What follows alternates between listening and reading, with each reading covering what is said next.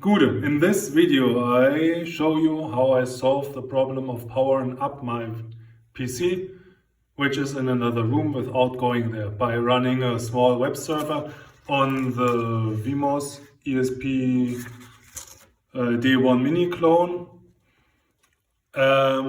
using some relays and a web server basically from a tutorial. The reason I'm making this video is I also saw a few other tutorials here on YouTube and they didn't work, but we will get to that later. First, we see this is the cell phone. It's on the local IP. I have a start button and also a reset and a hard shutdown. The reason is I have two relays, one wired to the start switch on the main board of the PC and one to the reset switch. And start should trigger the start relay. So I go up there so we see it. And it's now working. You also see the wiring coming down here, and the start pins are somewhere down there, a little soldering, and it works. And we can also use the hard reset, which is just pressing the start button for 10 seconds. And it's off again. So, obviously I do have to make some better casing here, but I just screwed them in the wood since it's November. Anyway, I'm going to the bank and I show you what I went through to arrive at this solution. So this is basically the evolution. By the way, I didn't do the programming myself. I just used a tutorial from randomnerdtutorials.com.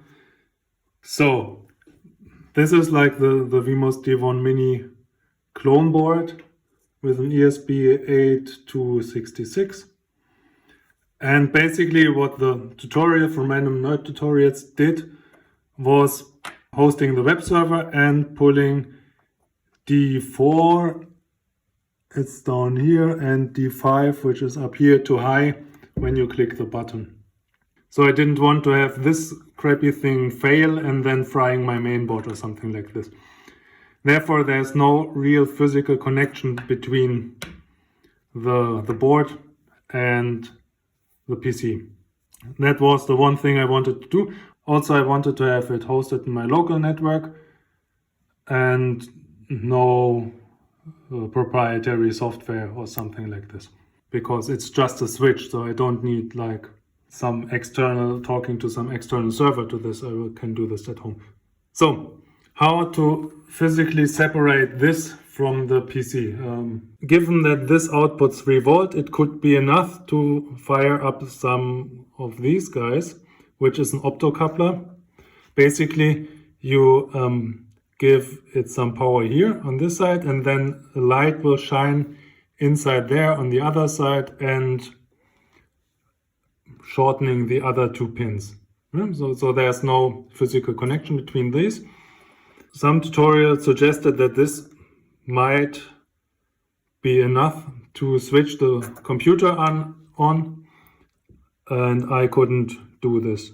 There's still some resistance left here, and the resistance was too big to be able to fire up the PC. So the PC didn't recognize this as on. So maybe one of you can do this, but I couldn't do this. Next step in the evolution was I just got one of these, the relays. Basically same thing here. You put power on the lower of these 2 pins, 3 volts in this case, because this will output 3 volts. Then a physical switch in there will flip and connect, I think, maybe the lower in this one and the lower in that one, I think. I have to look it up. But what it turned out that the 3 volt provided there weren't enough, or the amperage wasn't enough to physically flip the switch. So this didn't work as well. This didn't work because it did the switch, but there was too much resistance still in there. This would have basically no resistance because this is a physical switch. but it didn't switch. Next thing are these kind of integrated boards. We see they also have like a relay in there, in this case 4. They also have an optocoupler down here to separate the power circuits. But these are kind of powered, so you can power them with 5 or 3 volts from the board here. And then you just use the high and low status of the outputs, not to power it, but just to give them the information to flip. The problem with these old boards is that they are kind of twisted, so you need to put this pin high to not make it switch. Either way, I put this on low and then the coil in here will be flipped all the time, or I put this on high to put less strain on here. And this would have worked, but in my mind this didn't make sense to make this on to have this off, you know. So I got this one, which is basically the same. You also see the optocouplers, in this case just 2 of the relays. But here we have some jumpers in here, and they say low, common, high, S1, S2. So you can switch them in their behavior.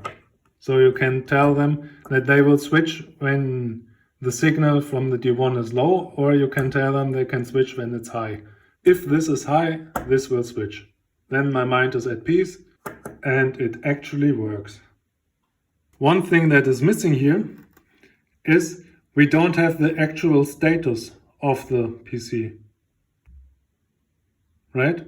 We just have it, we can send them the command to start or to shut down or whatever, but this thing does not pull the status of the device. This should be done by just wiring this to the power LED of the main board and then using it the other way around, right? And measuring the resistance on the other side and have it there. But firstly, I'm not that good in programming, and secondly, I think it would be pulling all the time, and since this is used like twice a day maybe, and this will be 24/7 just polling, it still doesn't make sense in my mind. Anyway, down there is the tutorial from randomnerdtutorials.com, which I used. It's finally working. I hope this is the guide that helps you avoiding these kind of evolutionary steps to take to arrive at a suitable solution for you. Hope you have a nice day. Bye. And this is the final setup so far. You see there's a box now with the USB power going in the back, and the switches, the cables to the switches are wired in here, both with strain release and a little ventilation. Thanks a lot for watching.